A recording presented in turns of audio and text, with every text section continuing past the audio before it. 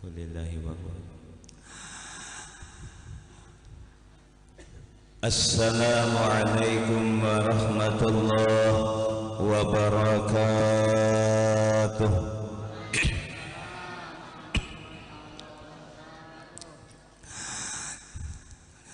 Bismillahirrahmanirrahim. Alhamdulillahilladzi asra bi'abdihi laylan minal masjidil haram ilal masjidil aqsa wa a'raja bihi minas sama'il ula ila sidratil muntaha wa amara alaihi wa ummatihi salatan liyukaffira bihal dunuba wal khataya. Allahumma salli wa sallim ala Sayyidina Muhammad wa ala alihi kamala nihayata li kamalika wa adada kamalih. Wa Allah subhanahu wa ta'ala fi kitabihil karim. A'udhu billahi minasy syaithanir rajim. Subhanalladzi asra bi'abdihi laylan minal masjidil haram ilal masjidil aqsa alladzi barakna hawlahu linuriyahu min ayatina innahu huwas sami'ul basir. Wa qala Allah subhanahu wa ta'ala fi ayatin ukhra ala inna awliya Allah la khawfun 'alaihim wa lahum yahzanun alladzina amanu wa kanu yattaqun lahumul bushra fil hayatid dunya wa fil akhirah la tabdila li kalimatillah dzalika huwal fawzul adzim. Sadaqallahul adzim wa sadaqar rasuluhun nabiyul karim wa nahnu ala dzalika minasyahidin wasyakirin walhamdulillahi rabbil alamin. Amma ba'du. Yang kami hormati dan kami muliakan sahibul majlis, yang punya ini majlis, yang punya ini tempat, yang punya ini wadah, saudara kami Tuan Guru Yunus sebagai pembina ataupun guru di Majelis Ta'lim Al-Husna yang mengadakan acara pada malam hari ini, kepada para habaib yang sudah hadir, yang insya Allah hakul yakin kita barataan dengan hadirnya cucu Nabi, dengan hadirnya suriat Nabi akan menambah keberkahan kita pada malam hari ini, majlis kita malam hari ini. Ada Habib Sumadil Ain, kemudian ada Habib Muhammad Akhyar, Habib Akhyar. Kedua-duanya beliau ini adalah daripada anak cucunya daripada Sahibul Belingkung yang kita semua sudah paham, Pangeran Syarif Hamid bin Ahmad As-Segaf Maula Belingkung yang biasa diadakan haulnya tuh. Kemudian juga kepada para ulama, para asatidz, para tuan guru yang ulun kada bisa menyebutkan nama-nama pian barataan, insyaallah tanpa mengurangi daripada rasa hormat, rasa ta'zim dan pian-pian barataan. Mudah-mudahan dengan hadirnya pian-pian barataan juga para ulama, tuan guru yang meluangkan waktunya di tengah-tengah aktivitas barangkali ataupun kesibukannya malam hari ini akan menambah daripada majlis kita malam hari ini. Kemudian juga kepada bapak-bapak, ibu-ibu, kaum muslimin dan muslimat yang sudah insya Allah berangkat dari rumah dengan niat yang baik, dengan tujuan yang baik, maksud yang baik, dengan keberkahan pian-pian barataan. Insya Allah kita semua yang hadir di sini akan dapat rahmat Allah. Amin ya rabbal alamin. Serta kaum muslimin dan muslimat, jamaah majlis haul, majlis Isra Mi'raj yang dirahmati Allah subhanahu wa ta'ala. Jadi malam hari ini rangkaian kita ada dua, sebagaimana disampaikan lawan pribadi kami. Yang pertama adalah kita Isra Mi'raj, kemudian yang kedua adalah haul. Karena pas bulan Rajab, bulan Isra Mi'raj momennya.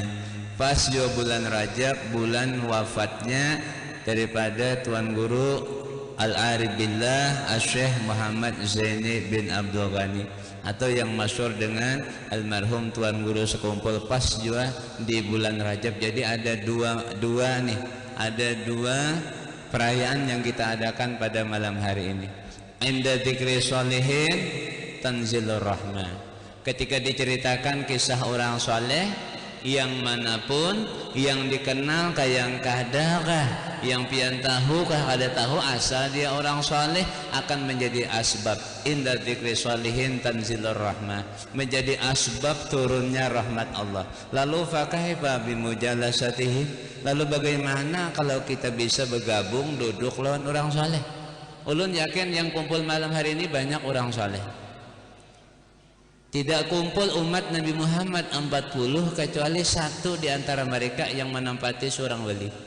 Ma yajtami'u arba'ina min ummati illa wa fihim waliyun lillah. Tidak kumpul 40 daripada umatku kecuali pada mereka itu ada satu yang menempati doanya seorang wali. Ada satu yang menempati wali. Cuman kita kada tahu. Min aina huwa? Di mana dia atau siapa dia kita tidak tahu.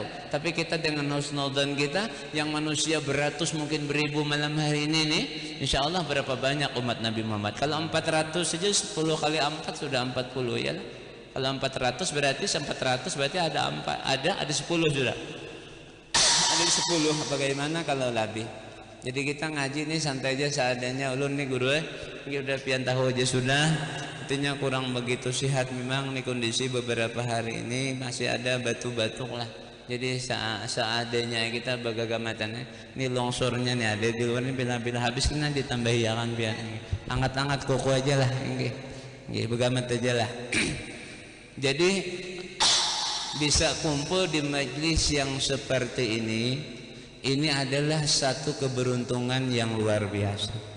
Kalau kita bicara keberuntungan, tapi orientasi bukan dunia. Kalau orientasi dunia apa bang? Orang hadir haulan itu apa sih? Orang hadir ke majelis itu apa sih? Itu orientasinya mindset dunia. Tapi kalau orientasinya akhirat, mindsetnya akhirat, kada kau dihitung. Kada kau dihitung. Betapa banyaknya nafahat, betapa banyaknya keberkahan, betapa banyaknya keberuntungan di majelis-majelis yang seperti ini. Makanya para solihin zaman dahulu itu mereka tidak melewatkan kesempatan yang seperti ini untuk bisa hadir. Tidak dilewatkan begitu saja, kecuali sesuatu yang sangat-sangat tidak bisa ditinggalkan. Kalau selama itu bisa, hatta aurat mereka akan tinggalkan. Al-Imam Qutb Habib Saleh bin Abdullah Al-Attas, yang terkenal dulu daripada Habib Ali Bungur, Habib Ali bin Nusir Al-Attas, Habib Ali Bungur Tajul Arsh, guru daripada Habib Abdullah bin Musin Al-Attas Syebul Impang Bogor, guru daripada Habib Syekh bin Salim Al-Attas Sukabumi, abah daripada Habib Abdurrahman yang jadi munsip Al-Attas saat ini Jakarta, abah daripada Habib Muhammad Mahdi yang biasa di TV One Damai Indonesia aku pakai sorban merah tuh. Beliau mengatakan ketika ada majlis yang seperti ini, kalau aurat bisa diqadha, tapi kalau perkumpulan seperti ini tidak bisa diqadha, tidak bisa diulangi lagi yang malam ini. Andai kata diadakan lagi sama Tuan Guru Yunus seperti ini, kita tidak tahu nafahat atau barakatnya sama atau tidak sama, kita nggak tahu. Nah jadi orang salih karena punya pandangan batin yang seperti itu, mereka tidak melewatkan kesempatan-kesempatan yang teramat kita. Alhamdulillah dengan dibukakannya hati kita, dengan diteranginya hati kita, dengan hidayah Allah, taufik Allah, malam hari ini bisa sampai di majelis yang seperti ini. Mudah-mudahan kita termasuk orang-orang yang beruntung. Amin ya rabbal. Inda dzikri sholihin tanzilur rahman. Kaifa bimujalasatihim. Lalu bagaimana kalau bisa duduk bersama mereka? Ma yujalisu su'ada illa sa'idun. Tidak duduk seseorang yang beruntung bersama, tidak duduk seseorang bersama orang yang beruntung kecuali dia akan mendapat keberuntungan itu. Man lam yujalis muflih kaifa yuflih, wa man jalasa muflih kaifa la yuflih. Man lam yujalis muflih kaifa yuflih. Ba'du sholihin yakun. Man lam yujalis muflih kaifa yuflih. Seseorang yang tidak duduk bergabung dengan orang-orang yang beruntung, bagaimana mau beruntung? Seseorang yang duduk bergabung dengan orang beruntung, bagaimana mungkin kagak beruntung? Allahumma shalli ala 104 Hijriah. Abahnya Abah Pemangkih Syekh Muhammad Ramli 1305 Hijriah. Habib Alwi Ainuddin Kalbutarin 1303 Hijriah. Rubat Tarim 1304 dibuka, terima santri 1305. Seumur dengan Datuk Anang Zainal Ilmi. Cuma Datuk Zainal Ilmi lebih tua umurnya, beliau meninggal tahun 56. Umur 70 lebih Datuk Zainal Ilmi. Datuk Anang Ilmi Matapura yang meninggal hari Jumat tahun 56 meninggal. Ini Datuk Kasful Anwar umur lahirnya sama tapi wafat lebih awal. Kalau tidak khilaf takriban 55 tahun. Baca aja manakibnya di situ, Nurul Absar yang ditulis oleh Siftinya, buyutnya Tuan Guru Munawar. Hadirin Bapak Ibu yang dirahmati Allah Subhanahu wa taala. Habib Ahmad bin Hasan Al-Attas, wali besar. Beliau pernah mengatakan dalam nasihatnya, ini jadi motivasi bagi kita berataan yang biasa hadir di majlis-majlis yang seperti ini, untuk mentaukid, untuk menambah daripada himmah dan semangat. Karena kata-kata orang wali itu akan menjadi semangat, akan menjadi pensopot bagi kita. Yang sudah kuat akan menjadi kuat, yang lemah bisa tersopot menjadi kuat. Karena asupan kata-kata orang soleh ini beda. Mereka orang-orang arifin, mereka orang-orang arif billah, yang lisannya mereka bergerak, ada yang menuntun, bukan bermuara daripada hawa nafsu. Wa ma yantiqu anil hawa in huwa illa wahyu yuha, bukan.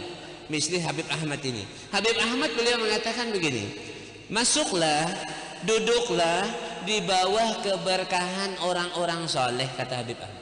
Seandainya engkau duduk bersama mereka dalam kondisi hati kalian lalai, hati engkau lalai kemana-mana hati, tapi engkau punya niat yang baik di hati, ada niat yang baik walaupun satu, niat baik ada, engkau duduk bersama mereka ada niat baik satu, ketahuilah, kata Habib Ahmad, mereka adalah satu kaum yang tidak pernah rugi, mereka satu kaum yang tidak pernah sengsara, orang-orang yang bersama mereka tidak akan pernah sengsara dan rugi pula. Allahumma shalli ala Muhammad. Pasal kayak ini ngaji. Ini ngaji begini santai udah. Cuman ngaji begini.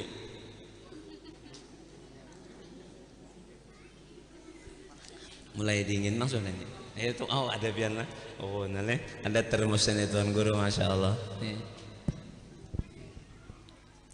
Itu Habib Ahmad tuh, masya Allah. Biar kalau cerita kisah Habib Ahmad nih, kalau cerita yang unik satu nah.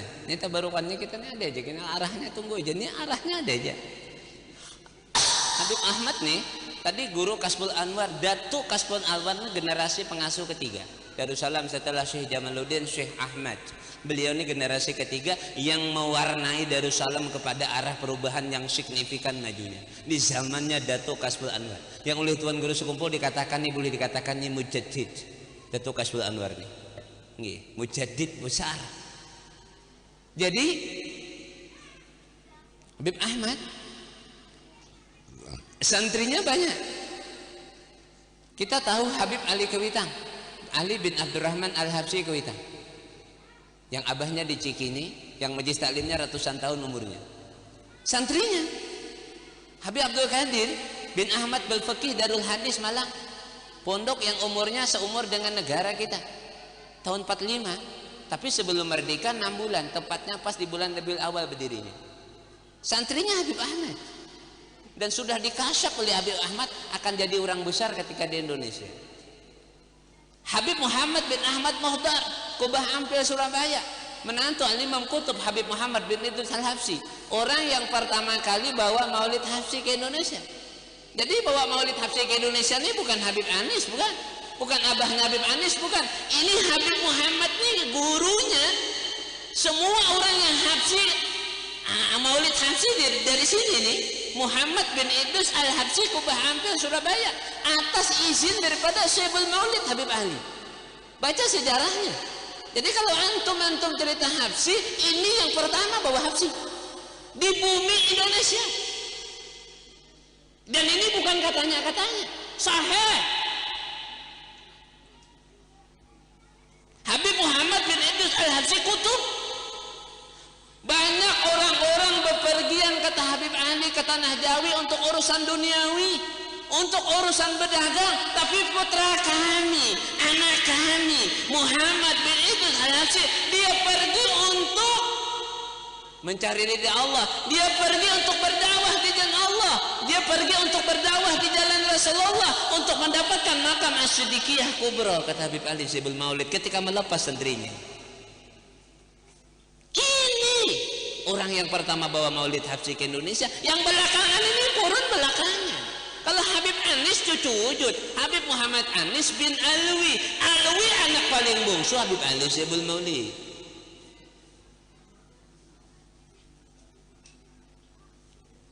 Ini Habib Muhammad bin Ahmad Al-Muhdar Kubah Ampel Surabaya, salah satu santri daripada Habib Ahmad Al-Atos bin Hasan Al-Atos.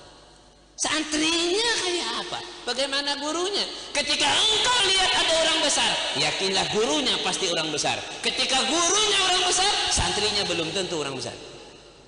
Saya ulangi lagi. Ketika engkau ada lihat orang besar, pasti dia punya guru orang besar. Tapi ketika seorang guru besar, belum tentu punya murid jadi orang besar. Di taukid terus diulang-ulang.